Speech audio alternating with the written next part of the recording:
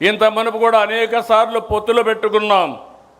కానీ మొన్న ఎన్నికల్లో మీరు చూస్తే మనం అందరం ఆలోచించుకున్న తర్వాత జనసేన పవన్ కళ్యాణ్ గారు ముందుగా వచ్చి వ్యతిరేక ఓటు తీరడానికి వీలు లేదు, కలిసి పనిచేయాలని అనౌన్స్ చేశారు.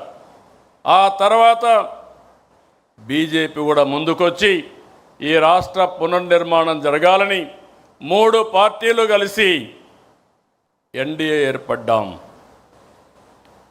మిత్రపక్షాలతో ఎన్నికలకు వెళ్ళాం. ప్రజలు ఆదరించారు, ఆశీర్వదించారు. పునర్నిర్మాణ బాధ్యత మనకు అప్పజెప్పారు.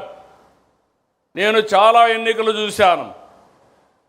అలాంటివన్నీ మీరు చూస్తే 93% స్ట్రైక్ రేట్, 144% సీట్లు, అపోజిషన్కి ప్రతిపక్ష హోదా కూడా ఇవ్వకుండా పూర్తిగా మన మీద నమ్మకం పెట్టుకున్నారంటే ఇది ఒక చరిత్ర. ఆ చరిత్రను కాపాడుకునే బాధ్యత మన పైన ఉంది. ఎన్నికల కంటే ముందే చెప్పాను, గతంలో 3 సార్లు చేసిన అభివృద్ధిని, ఆనాడు ముఖ్యమంత్రిగా చేసిన అభివృద్ధిని ఈ ఒక్క టర్మ్లోనే పూర్తి చేస్తానని చెప్పాను. అందుకే పాలనలో ప్రోగ్రెసివ్గా వెళుతున్నాం. తెలుగుదేశం పార్టీ మూల సిద్ధాంతాలలో మహిళా సాధికారత ఉంది. నాటి నుంచి నేటి వరకు ఆడబిడ్డలకు ఆర్థిక గౌరవం, సామాజిక గౌరవం, రాజకీయ గౌరవం ఇచ్చింది తెలుగుదేశం పార్టీ. ఎన్టీఆర్ హయాంలో మహిళలకు ఆస్తి హక్కు నుంచి నేటి తల్లికి వందనం వరకు అనేక పథకాలు అమలు చేశాం. విద్యా ఉద్యోగాలతో పాటు స్థానిక సంస్థల్లో మహిళలకు రిజర్వేషన్లు పెట్టాం. మళ్ళీ హామీ ఇస్తున్నా, ఈరోజు మహానాడుని మహిళలకు అంకితం చేశాం. చట్టసభల్లో మహిళలకు 33% రిజర్వేషన్లు సాధిస్తాం. కేంద్రంతో కలిసి పనిచేస్తాం.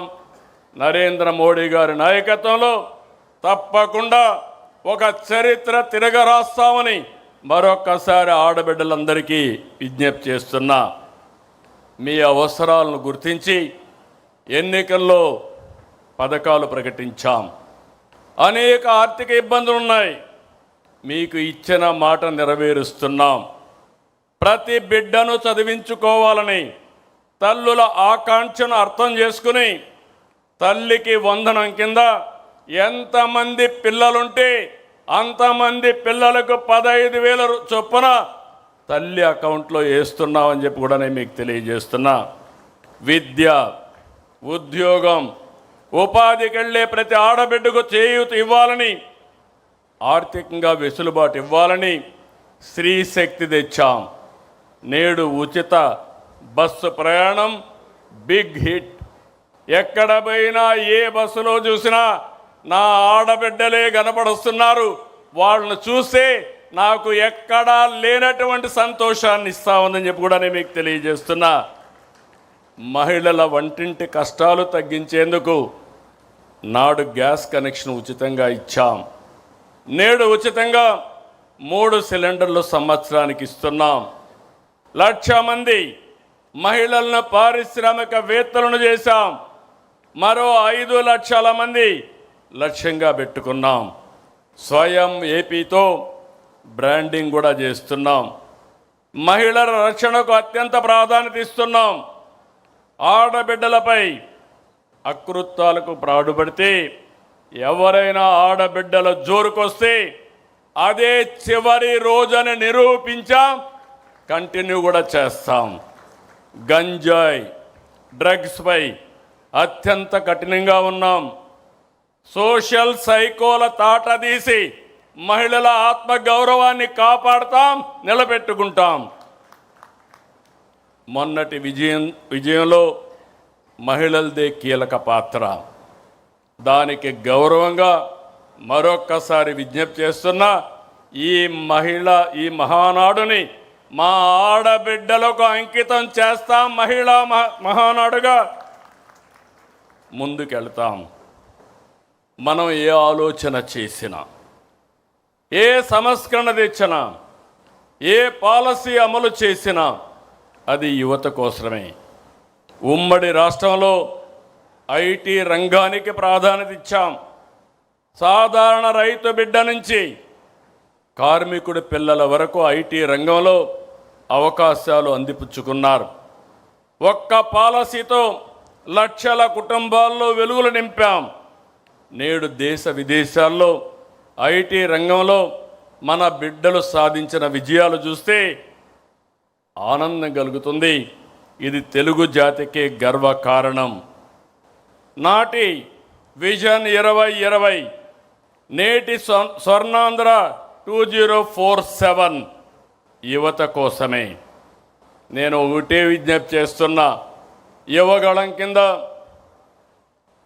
ఆనాటి జనరల్ సెక్రటరీ, ఈరోజు వర్కింగ్ పార్టీ ప్రెసిడెంటు రాష్ట్రమంతా తిరిగారు. యువగళంలో నిర్దిష్టమైన హామీలు ఇచ్చారు. ఈ ప్రభుత్వం ఇచ్చిన హామీల కంటే ఎక్కువ అమలు చేయడానికి సిద్ధంగా ఉన్నాం. నేను మళ్ళీ విజ్ఞప్తి చేస్తున్నా. Teenagers, Gen Alpha, Gen Z, ఈ ముగ్గురికి విజ్ఞప్తి చేస్తున్నా. మీ ఆలోచనలు మీ మైండ్లో ఏమున్నాయో దానికంటే బియాండ్గా తెలుగుదేశం పార్టీ ఆలోచిస్తున్నాం, ముందుకు తీసుకెళ్తాం. నాడు ఒక్క ఐటీనే యువత తలరాత మార్చింది, తలసరి ఆదాయం పెంచింది, జీవన ప్రమాణాలు పెరిగాయి, అసమానతలు తగ్గాయి. నేడు అంతకు మించి అవకాశాలు కల్పిస్తున్నాం. ఏఐ, క్వాంటమ్, డేటా సెంటర్లు, IT, space, aerospace, drone, defence, electronics, automobile, semiconductor. మీరు ప్రపంచంలో ఏ టెక్నాలజీ ఉన్నా దానికి చిరునామాగా ఆంధ్రప్రదేశ్ ఉంటుంది. అది నా హామీ. ఇంకొక పక్క గ్రీన్ ఎనర్జీ, రెన్యూవబుల్ ఎనర్జీ కూడా ముందుకెళ్తున్నాం. 23 నెలలు 23 లక్షల కోట్ల రూపాయలు పెట్టుబడులు. ఇవి పూర్తయితే 23 లక్షల మందికి ఉద్యోగాలు. ఆ రోజు చెప్పింది 20 లక్షల మందికి ఉద్యోగాలు ఇస్తున్నాం.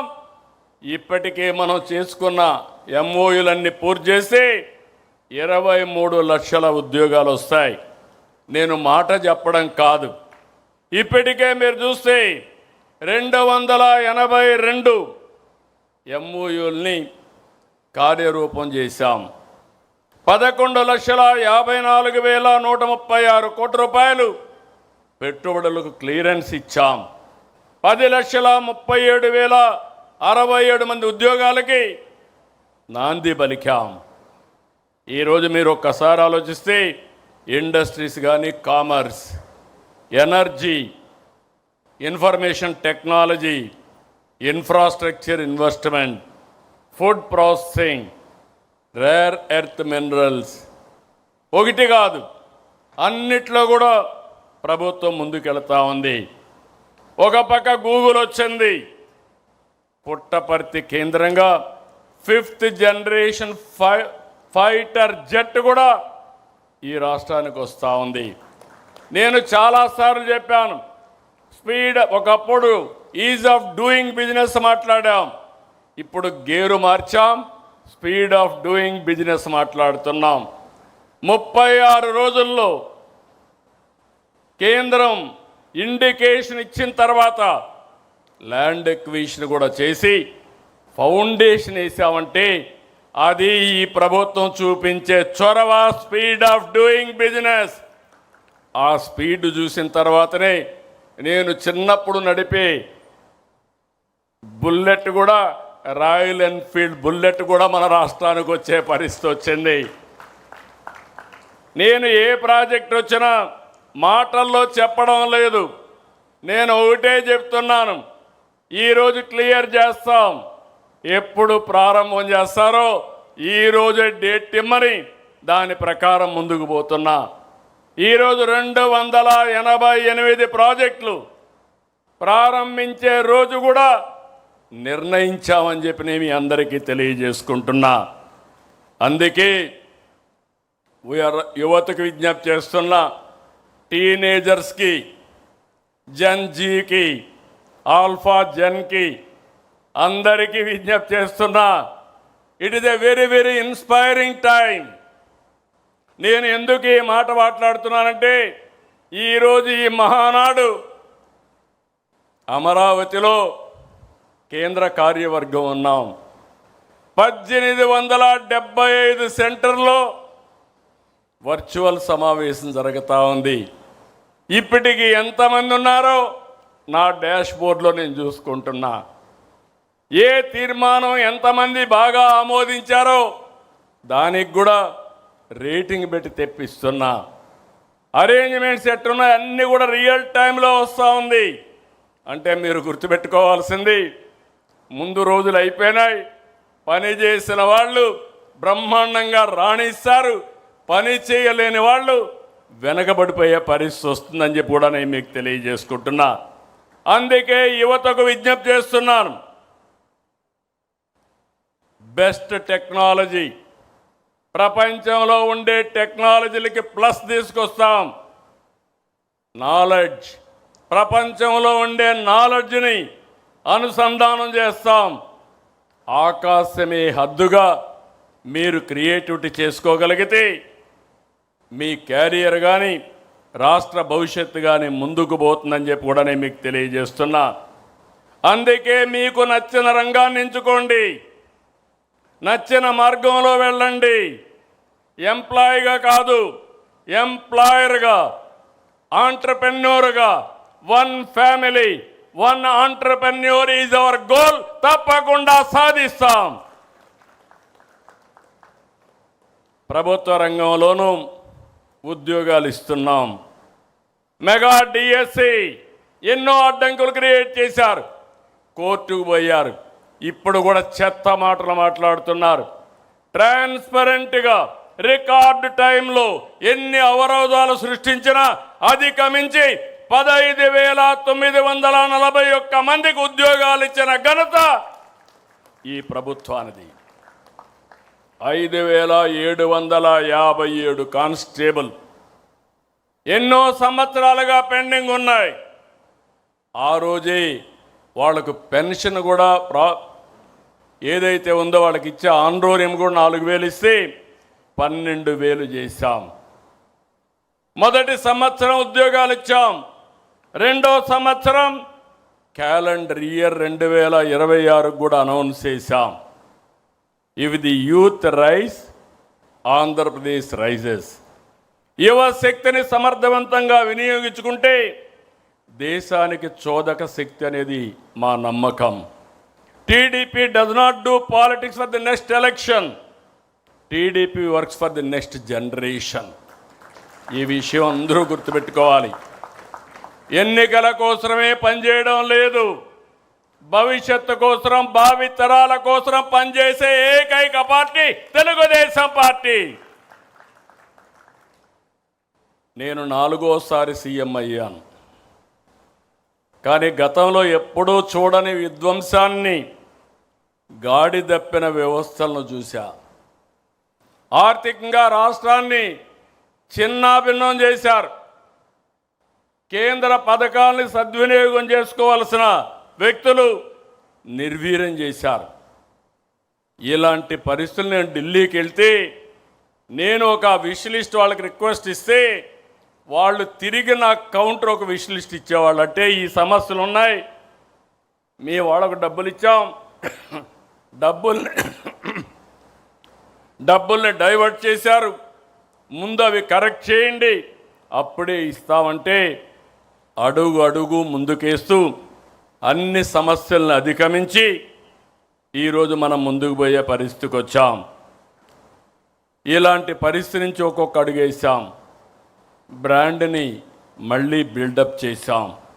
సమిక్షేమం, అభివృద్ధి, సుపరిపాలనతో పొరుగు రాష్ట్రాలు ఆశ్చర్యపోయే విధంగా పెట్టుబడులు ఆకర్షిస్తున్న ఏకైక రాష్ట్రం ఆంధ్రప్రదేశ్ రాష్ట్రం అనే విషయం మనం గుర్తుపెట్టుకోవాలి.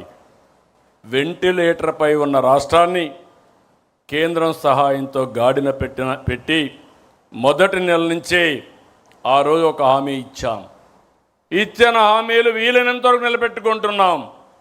ఆ రోజు మనం జూన్లో ఎన్నికల ఫలితాలు వస్తే ఏప్రిల్ నుంచి పింఛను పెంచి ఇస్తామని అరియర్స్ కూడా ఇచ్చిన పార్టీ తెలుగుదేశం పార్టీ.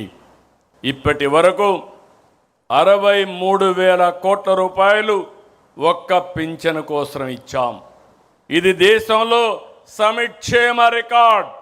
4,000, 6,000, 15,000, 15,000 రూపాయలు ఇచ్చే ఏకైక ప్రభుత్వం భారతదేశంలో. అతి పెద్ద డిబిటీ ప్రోగ్రాం. పేదవాళ్ళకి ఇచ్చే పెన్షన్లు. రైతన్న గత ప్రభుత్వం కేవలం 7,500 రూపాయలు ఇచ్చారు. అన్ని కార్యక్రమాలు రద్దు చేశారు. రైతును నిర్వీర్యం చేశారు. కడాన మైక్రో ఇరిగేషన్ కూడా రద్దు చేసే పరిస్థితికి వచ్చారు. ఈరోజు మీరు ఒక్కసారి చూస్తే 14,000 రూపాయలు ఇస్తున్నాం. మైక్రో ఇరిగేషన్కి సబ్సిడీని 90% వరకు ముందుకెళ్లే పరిస్థితికి వచ్చాం. ఇంకో పక్క ధాన్యం సేకరణ చేయడమే కాదు, 24 గంటల్లో వాళ్ళ అకౌంట్లో డబ్బులు వేసిన ఘనత ఎన్డీఏ ప్రభుత్వానికి దక్కిందని చెప్పి కూడా నేను మీకు తెలియజేస్తున్నా. అక్వా రైతులు గత ప్రభుత్వం మోసం చేస్తే మనం విద్యుత్ రాయితీ ₹50 ఇచ్చాం. కష్టాలున్నాయి. నిన్న కూడా 12,500 మంది రైతులు రిజిస్ట్రేషన్ చేసుకుంటే జూన్ 1 తారీఖు నుంచి వాళ్ళకు కూడా ₹50 కరెంట్ ఇవ్వాలని స్పష్టమైన ఆదేశాలు ఇచ్చామని మీ అందరికీ తెలియజేస్తున్నా. ఇంకొక పక్కన 2017 జీవో మత్స్యకారుల మీద ఆంక్షలు పెట్టి వాళ్ళ పొట్టగొడితే దాన్ని రద్దు చేశాం. సముద్ర తీరంలో సమస్య వస్తే తీరం మనదే, బోటు మనదే, వేట మనదే, ఎవడు అడ్డం వచ్చినా వదిలిపెట్టమని స్పష్టమైన ఆదేశాలు ఇచ్చిన ప్రభుత్వం ఎన్డీఏ ప్రభుత్వం. ఇంకొక పక్క మత్స్యకారుల కోసం 200 మోడర్నైజ్డ్ బోట్స్ 240 కోట్ల రూపాయలతో వాళ్లకు కొనిచ్చడానికి ముందుకు పోయాం. మత్స్యకారులకు ఆర్థిక సహాయం రెట్టింపు చేసి 20,000 రూపాయలు అదనంగా 20,000 రూపాయలు ఇస్తున్నాం. ఆటో డ్రైవర్లకి 15,000 రూపాయలు పెంచాం. హామీ ఇవ్వకపోయినా మానవీయ కోణంతో దివ్యాంగ శక్తి తీసుకొచ్చాం. చేనేత 200, 500 యూనిట్లు ఉచితంగా కరెంట్ ఇస్తున్నాం. గీత కార్మికులకి ఈరోజు షాపులన్నింటిలో 15% వాళ్ళకి ఇస్తున్నాం. వడ్డెర ఎవరైతే ఉన్నారో రాళ్ల మీదనే ఆధారపడిన వారికి కూడా మనం ఆదుకోవడం కోసం 15% రిజర్వ్ చేశాం. ఇంకొక పక్కన అర్చకులకు, నాయి బ్రాహ్మణులకు, ఇమాములకి, పాస్టర్లకి, మౌజన్లకి ఆర్థికంగా సహాయం చేస్తాం. గౌరవ వేతనాలు ఇస్తున్నాం. ప్రజారోగ్యంలో ఒక వినూత్నమైన మార్పుకు శ్రీకారం చుట్టాం. సంజీవని ప్రాజెక్టు తీసుకొచ్చాం. ఈరోజు ఈ ప్రాజెక్టు మీరు చూస్తే ప్రిడిక్టివ్, ప్రివెంటివ్, క్యూరేటివ్ కింద ఈ ప్రాజెక్టు ముందుకెళ్తుంది. ఒక ప్రూఫ్ ఆఫ్ కాన్సెప్ట్ ప్రారంభించాం. జిల్లా మొత్తం దీన్ని అమలు చేస్తున్న చిత్తూరు జిల్లాలో ఆగస్టు 15 నాటికి ప్రపంచంలోనే మొట్టమొదటి ప్రాజెక్టు డిజిటల్ హెల్త్ రికార్డ్స్ పెట్టి ప్రతి ఒక్కరి ఆరోగ్యాన్ని కాపాడడానికి ముందుకు పోతాం. అందరికీ యూనివర్సల్ హెల్త్ ఇన్సూరెన్స్ 2,50,000 చేస్తున్నాం. నచ్చిన హాస్పిటల్లో ఎక్కడికి వెళ్ళినా మనం ఆ 2,50,000 రూపాయలు ఇచ్చే పరిస్థితికి వస్తున్నాం. ఎడ్యుకేషన్లో ఏపీని ఒక రోల్ మోడల్గా నిలబెడతాం. టీచర్ల రిక్రూట్మెంట్ మొదలుతోనే పేరెంట్ టీచర్స్ మీటింగ్ పెట్టాం. ముస్తాబు ద్వారా పిల్లల్లో చైతన్యం తీసుకొస్తున్నాం. పాఠ్యాంశాల్లో మార్పులు తీసుకొస్తాం. ప్రభుత్వ స్కూళ్ళన్నీ విద్యా ర్యాంకులు మొన్నే చూశారు. నెక్స్ట్ లెవెల్కి తీసుకెళ్తాం. ఇంకో పక్క P4 తీసుకొచ్చాం.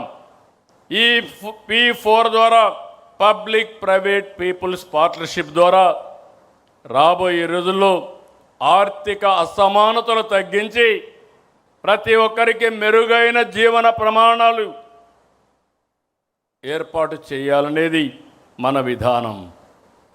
నీటి విలువ తెలిసిన ప్రభుత్వంగా ఇరిగేషన్ క్యాలెండర్ ప్రకటించాం. 36 ప్రాజెక్టులు ఎప్పుడు పూర్తి చేస్తామో డేట్ వారీగా ప్రకటించాం. రాష్ట్రానికి జీవనాడి పోలవరం విధ్వంస పాలకులు దాన్ని నాశనం చేశారు. డయాఫామ్ వాల్ పూర్తిగా విధ్వంసం చేశారు. నాడు నిర్లక్ష్యం వల్ల కూలిన డయాఫామ్ స్థానంలో కొత్తది నిర్మించాం. ఆ రోజు 440 కోట్లు అదనంగా 1000 కోట్ల రూపాయలు ఖర్చు పెట్టాం. రాష్ట్ర ప్రజలందరికీ విజ్ఞప్తి చేస్తున్నా, పుష్కరాల కంటే ముందు ఆంధ్రప్రదేశ్కు జీవనాడి పోలవరాన్ని పూర్తి చేసి జాతికి అంకితం చేస్తాం. కుప్పానికి నీళ్ళని సినిమా సిట్టింగులు పెట్టి వీళ్ళు హెలికాప్టర్ ఎక్కంగానే అక్కడ నీళ్లు ఎండిపోయినాయి. అదే ఈ ప్రభుత్వం 100 రోజుల్లో అందరి నీవా కాలువ వెడల్పు చేసి కుప్పం వరకు నీళ్లు తీసుకుపోవడమే కాదు, చెరువులు నింపిన ఘనత ఈ ప్రభుత్వానిదని చెప్పి కూడా నేను మీకు తెలియజేస్తున్నా. ఇంకొక పక్క నేనే ఫౌండేషన్ వేసాను వెలుగొండ. దగ్గర 2500 నుంచి 3000 కోట్ల రూపాయలు పెండింగ్ ఉన్నాయి. ఇంకా టనల్ కూడా పూర్తి కాలేదు, ల్యాండ్ ఎక్విజిషన్ కూడా పూర్తి కాలేదు, R&R ఇవ్వలేదు. పోయి రిబ్బన్ కట్ చేసి వచ్చారు. ఈరోజు మా రామానాయుడు అక్కడే ఉండి రాత్రింబగుళ్ళు పనిచేస్తున్నాడు. నేను హామీ ఇస్తున్నా, నేను ప్రారంభించిన ప్రాజెక్టు మళ్ళీ ఆ ప్రాజెక్టును పూర్తి చేసి మార్కాపురం జిల్లాని సస్యశ్యామలం చేసే బాధ్యత ఈ ప్రభుత్వానిది. సీమలో ప్రతి చెరువు రిజర్వాయర్ నింపాం. 65% జల కళ సంతరించుకున్నాయి. ఉత్తరాంధ్ర నుంచి చిత్తూరు వరకు ప్రతి సాగునీటి ప్రాజెక్టు పూర్తి చేస్తాం. ప్రతి ఎకరాకు నీళ్లు ఇస్తాం. 2 ఏళ్లలో 17,000 కోట్ల రూపాయలు ఖర్చు పెట్టాం. రాబోయే 3 ఏళ్లలో 36,000 కోట్ల రూపాయలు ఖర్చు పెట్టి ప్రతి ఒక్క ప్రాంతాన్ని సస్యశ్యామలం చేసే బాధ్యత ఈ ప్రభుత్వానిదని మరొక్కసారి విజ్ఞప్తి చేస్తున్నా. ఉత్తరాంధ్ర మొదలుకొని అన్ని ప్రాజెక్టులు పూర్తి చేస్తాం. జలధార ఇది ఒక వినూత్నమైన కార్యక్రమం. భూమిని జలాశయంగా చేసుకుని ఎక్కడికక్కడ భూగర్భ జలాలు పెంచే బాధ్యత ఈరోజు మనం తీసుకున్నాం. 100 days ప్రోగ్రాం ఇచ్చాం. ఇది అదనంగా ఖర్చు పెట్టి ఎక్కడికక్కడ భూగర్భ జలాలు పెంచుతాం. అభివృద్ధి చేసి సంపద సృష్టించలేని వాళ్ళు సంక్షేమం గురించి మాట్లాడే అర్హత లేదు. సంక్షేమం, అభివృద్ధి, సంపద సృష్టి అనేది ఒక సైకిల్. దానికి కట్టుబడి పనిచేస్తున్నాం. పరిశ్రమలు, పెట్టుబడులతో పాటు రాష్ట్రానికి ఆర్థిక వనరుగా ఉండే అద్భుతమైన రాజధాని అమరావతి నిర్మిస్తున్నాం. వైసీపీకి రాజధాని పైన ఒక విధానం లేదు, విజన్ లేదు. విషయం కక్కడమే తెలుసు. ప్రతిపక్షంలో అమరావతికి మద్దతు అన్నారు, అధికారంలో 3 రాజధానులు అన్నారు. ప్రతిపక్ష హోదా పోయాక ఇప్పుడు మావిగన్ అంటున్నారు. వీళ్ళని ఏమనాలో నాకైతే అర్థం కాలేదు. కేంద్ర ప్రభుత్వం పార్లమెంట్లో పెట్టి చట్టం చేసిన తర్వాత కూడా మావిగన్ మాట్లాడతారు. వాళ్ళకు ఒక గోల్ లేదు, అదొక అడ్డగోల్ బ్యాచ్. ఏం మాట్లాడతారో కూడా తెలియదు. అది వాళ్ళు చేసే పని. విశాఖ ఉక్కు మన సెంటిమెంట్. కేంద్ర